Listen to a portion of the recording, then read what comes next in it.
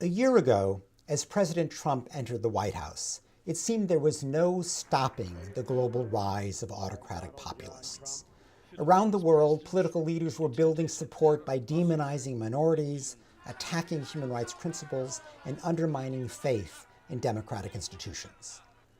What's been remarkable in the last year is the enormous resistance to that agenda that has emerged. In various countries, political leaders, judges, journalists, activists, civic groups, and many members of the general public have all stood up to resist that populist agenda. Where that resistance has been strong, populist advances have been limited. But where the populist message of hate and intolerance has been met by capitulation or indifference, the populists have flourished. France was perhaps the most important turning point. Emmanuel Macron showed that it was possible to beat overwhelmingly the National Front, not by emulating its messages of hate, as many other European politicians had done, but by standing up vigorously for democratic principles. In the United States, President Trump did enormous damage, but the popular resistance was able to limit that damage, particularly in his efforts to prevent Muslims from entering the United States, to prevent Americans from securing their right to health care, and in trying to block transgender people from serving in the US military. People took to the street in Poland, in Hungary, in Venezuela to oppose the autocratic agendas of their leaders.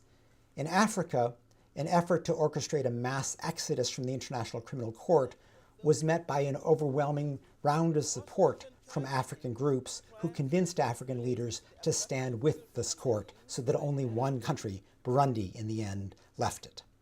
All of this shows that this is a battle very worth waging.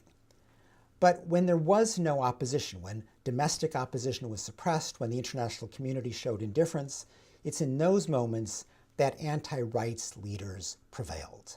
In Turkey, President Erdogan decimated democracy because European countries were more concerned with enlisting his support and stopping the flow of refugees.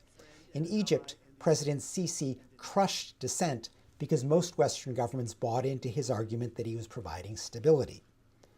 In China, the government proceeded with the most intense crackdown on dissent in a generation because most governments were more concerned with securing Chinese contracts.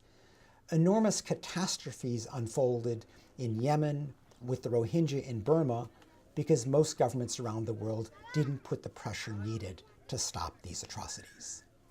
But all of this shows that there is a real struggle underway. There is a battle worth waging. What is needed now is engagement, not despair.